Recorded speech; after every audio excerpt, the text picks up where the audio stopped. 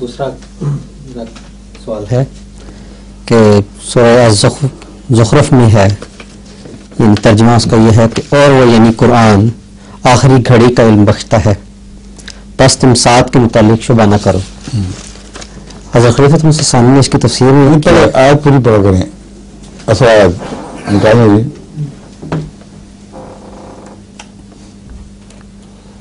یہ حضور کی آیت ہے کہ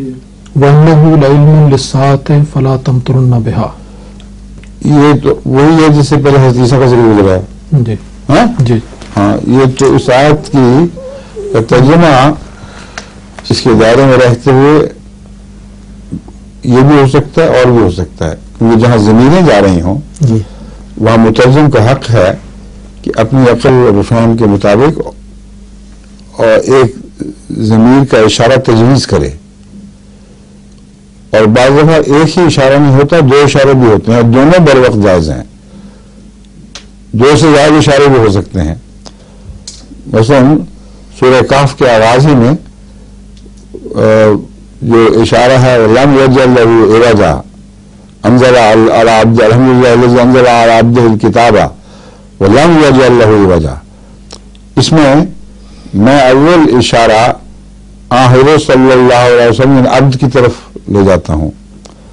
اور اکثر مترجمین اول اشارہ کتاب کی طرف لے جاتے ہیں، اور میں اول اشارہ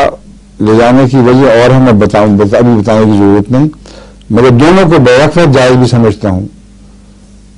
میرے نزدیک یہ فصاحت اور بلاغت کا ایک حصہ ہے کہ تھوڑے الفاظ میں زیادہ مضامین بیان کر دیے جائیں، اس لیے یہ ترجمہ حقیقت میں یہ ہونا چاہیے کہ وہ الحمدللہ سب تعریف اللہ ہی کے لیے ہے جس نے اپنے اس بندے العبد پر کتاب اتاری، وَلَمْ يَجْعَلْ لَهُ عِوَجًا، اور اس کے اندر کوئی کجی نہیں تھی، اگر کجی ہوتی تھی ایسی کتاب اس پہ اترتی نہ۔ اس کا کلیتاً پاک ہونا اس کتاب کا ضامن، اور اس کتاب کا کجی سے پاک ہونا اس کا ضامن، تو دونوں طرف ضمیریں جائیں گی، سمجھ گئے ہیں آپ؟ تو یہاں اس حضرت عیسیٰ علیہ السلام کی طرف بھی ضمیر جا سکتی ہے، صرف کتاب کی طرف نہیں، اور غیر احمدی علماء ضمیر اسی طرف پھیرتے ہیں، اور چونکہ اصرار کرتے ہیں اس لیے حضرت مسلم موعود نے ان کو سمجھایا ہے کہ یہ ایک عام اصول ہے قرآن کریم کا، ایک مترجم کو حق ہے کہ وہ ضمیر کو اگر سیاق و سباق کی اجازت دیں تو کسی اور طرف بھی منسوب پھیر دے، بس آپ نے فرمایا کہ یہ کیوں نہیں دیکھتے کہ قرآن کی طرف بھی یہ ضمیر جا رہی ہے۔ انہ علم الساعہ وہ ساتھ کی علامتیں بتاتا ہے۔ اب جہاں تک پہلے حصے کا تعلق ہے، علم الساعہ ہونا میرے نزدیک غیر احمدی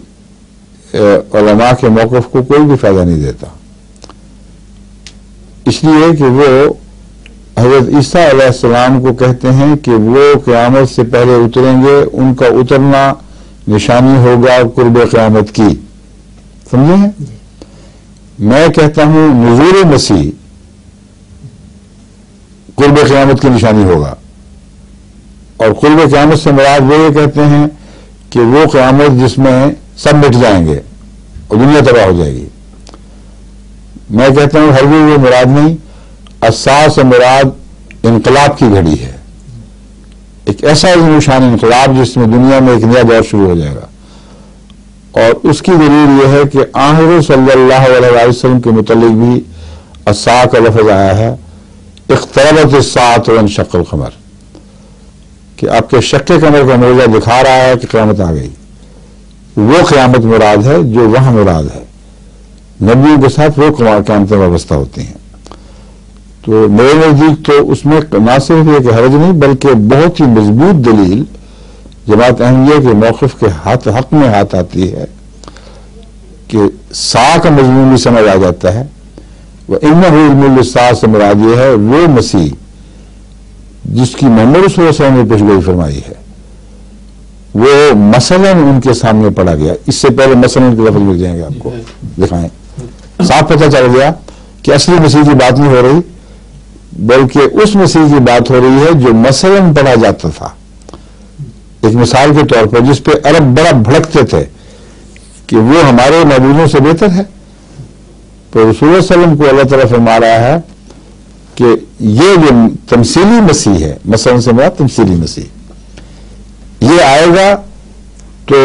وہ انقلاب کی گھڑی آ جائے گی جس کا تجھے وعدہ دیا گیا ہے.